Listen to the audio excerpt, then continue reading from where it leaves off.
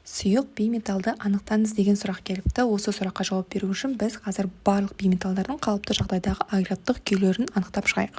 Ол үшін бізге периодтық кесте қажет болады. Жалпы периодтық кестеде бар болғаны 21 ғана бейметал бар. Біз қазір солардың барлығын жіктеп шығамыз. Так, бейметалды анықтау үшін біз мына бордан астатқа дейін диагональ сызық жүргіземіз. Осы диагональ сызықтың үстіндегі элементтердің барлығы бізде бейметал болады. Және бұл жерде біз D элементтерді қарастырмаймыз. D элементтердің барлығы бізде металдар. Так, олай болса бордан бастайық. Бор бізде қатты бейметал, кейін көміртек қатты, азот газ, оттек газ, фтор газ.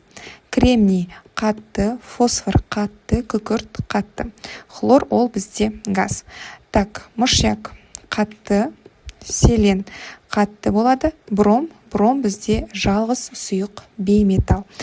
Так, одан кейін теллур қатты, йод қатты, бірақ ол қалыпты жағдайда қатты, конденсация кезінде бу күйге, жаңағы газ күйіне өтуі мүмкін. Так, астат бізде қатты, және мына жерде бізде сутек газ. Сондай-ақ мынау тұрған инертті газдардың барлығы да бізде газ күйінде болады. Так, сонда бізде сұрақ бойынша сұйық бейметалды анықтауымыз қажет болған. Енді барлық бейметалдардың ішінде сұйық ол бізде бром болады екен, яғни дұрыс жауабымыз D нұсқасы болады. Егер де видео пайдалы болған болса, міндетті түрде сақтап лайк басуды ұмытпаймыз.